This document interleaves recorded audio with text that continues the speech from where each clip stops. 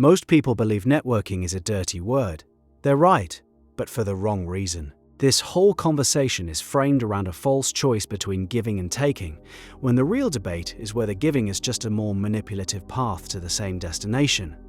Smart people disagree violently on this. Both sides have a point, and both strategies can backfire spectacularly. Where do you stand? By the end of this, you might question the very foundation of your professional relationships. The first camp champions what looks like professional altruism. The core belief is simple. A powerful network is built on a foundation of generosity. You provide value up front. You make introductions, share insights, offer help, and you do it all without keeping a scoreboard. You operate on a long time horizon. Your actions are deposits in a social bank, building a reserve of goodwill and trust. The goal is to establish a reputation. You want to be known as the person who is competent, helpful, and connected. When people think of a problem in your domain, your name should be the first one that comes to mind. The one who solves problems. Imagine you meet two people at a conference who could benefit from knowing each other. You make the introduction, thoughtfully with context for both sides. You ask for nothing. Or you read an obscure report that is directly relevant to a contact's biggest professional challenge. You send it with a brief note, a single relevant paragraph. No ask. You're playing a game of infinite returns. The value you create in the ecosystem is diffuse, but it orbits you. Over years, this strategy compounds. Opportunities start to find you. People recommend you for roles you never applied for. They bring you deals. Your network begins to work for you while you sleep. It feels organic. It feels human. That sounds convincing. It feels right. But there's a problem with this beautiful, patient philosophy. What if you're just being played for a fool?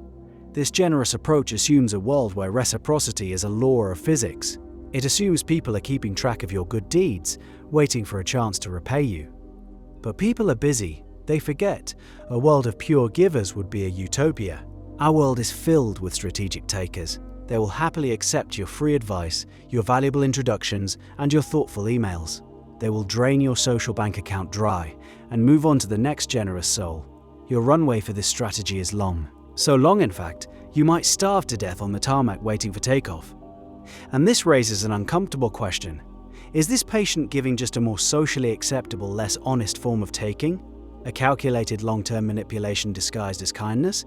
This leads us to the second camp. The advocates for radical transparency and strategic transactionalism. Their argument is a splash of cold water. They believe the most valuable resource anyone has is time.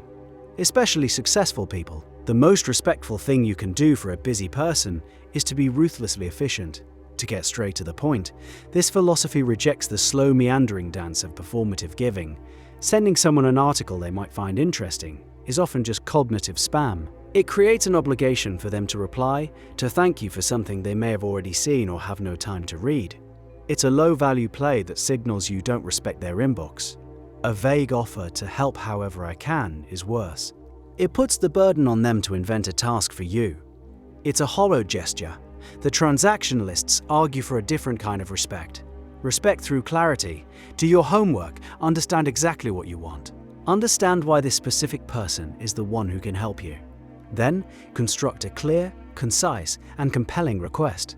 A 2005-year-old founder doesn't get a meeting with a top-tier venture capitalist by sending her interesting articles for 6 months. She gets the meeting by sending one perfect email.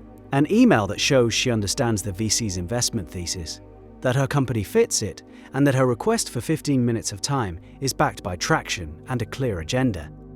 She is taking, but she is also giving the VC a clean, pre-qualified and efficient opportunity. The exchange is explicit, it's clean. This approach is faster, it scales. You build a network based on clear mutual value. There are no hidden ledgers or unspoken debts. You either get a yes, a no, or a not now. You know where you stand. It's the logic of the marketplace applied to social connection. It's honest in its selfishness. That cold efficiency has an undeniable appeal. It cuts through the noise. But does this method actually build a network? Or does it just build a database of contacts? A series of one-off exchanges creates a fragile web. What happens when you need help that can't be framed as a clean transaction? What happens when you face a crisis, a layoff, a personal failure? A transactional network is a fair weather friend. When you have nothing to offer in immediate return, the phone calls stop. The emails go unanswered, the connections evaporate. The truth, as usual, is more complicated than either side admits. The entire debate about giving versus taking misses the most important variable in the equation: status. How you approach someone is almost entirely dictated by the perceived status differential between you. When a high-status person, like a Fortune 500 CEO, emails a college student, they can be direct. Their position does the work. The request itself is a gift of attention. The status gap is so large that any contact is perceived as value. The CEO doesn't need to give first. Their time and attention is the give. Now reverse it. When the college student emails the CEO, the dynamic flips entirely. The give-first strategy is often a desperate attempt to bridge this massive status chasm. The student is trying to prove their worth. They are signaling that they are a serious person, that they have done their research, that they are not just another random person asking for something. The gift is a down payment, a token to be allowed into the room. Most networking advice is implicitly written for the person with lower status trying to connect with someone of higher status. It's a manual for climbing a ladder. But here's where most people get it wrong. The giving they do is almost worthless. Sending a compliment on Twitter, liking a post on LinkedIn, sharing a generic mainstream article. This is performative generosity. It's noise. It costs nothing, and it's worth nothing. It does nothing to close the status gap. It just marks you as one of the crowd. True, strategic giving is incredibly difficult. It requires deep, almost obsessive research into the other person's world. It means understanding their company's strategic priorities, their personal intellectual interests, the specific nagging problem they are trying to solve right now. A valuable give isn't sending them an article from the New York Times. It's sending them a translated abstract from an obscure German engineering journal that solves a specific supply chain bottleneck they mentioned in a podcast 3 years ago. This is the synthesis. The most effective networkers are strategic givers. They have the ethos of the giver camp, a genuine desire to provide value, but they have the execution of the transactional camp, ruthless efficiency and precision. They do the hard work to find a gift that is so valuable, so specific that it functions as a compelling proposal in itself. The gift is the reason for the meeting. It's an introduction to a critical hire. It's a piece of data that invalidates a competitor's strategy. It's a solution. It's giving so good it looks like a transaction. It's a Trojan horse of generosity. This sounds like the perfect answer. The ultimate networking hack: you maintain your integrity by genuinely helping, but you do it with such surgical precision that you get what you want. You get the best of both worlds, but there's a shadow to this elegant solution. A psychological cost.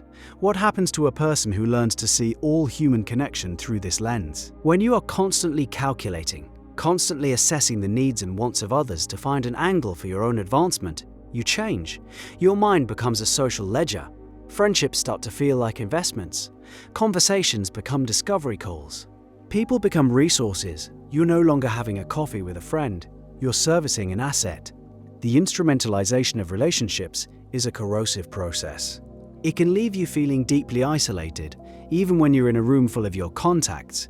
You built a network, but you may have lost the ability to simply connect. This leads to the final, quiet truth. The most powerful networks, the ones that sustain you through failure and celebrate with you in private, are rarely built with any of these strategies. They are the shadow network.